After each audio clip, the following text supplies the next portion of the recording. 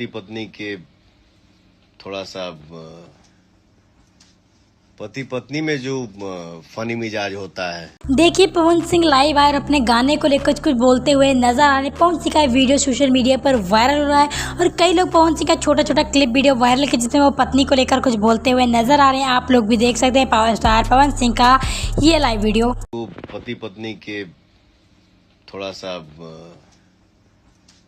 पति पत्नी में जो फनी मिजाज होता है, थोड़ा सा हंसी मजाक होता है, मुहा ठुठी होता है। पति मना रहा है, पत्नी गुस्सा में है, नहीं पति बोल रहा है हाँ, पत्नी बोल रही है नहीं, पति बोल रहा है हाँ।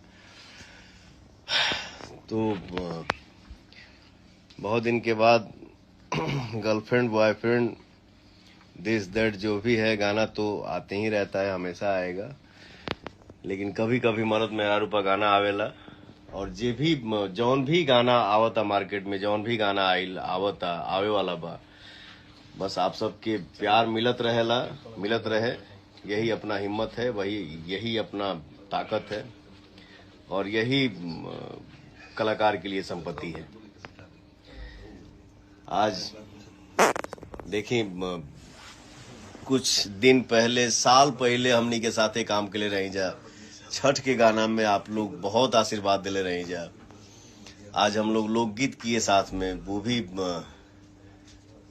मर्द मेहरारू के छेड़खानी वाला गाना। मतलब छेड़खानी क्या, मतलब पति अपने पत्नी से थोड़ा बहुत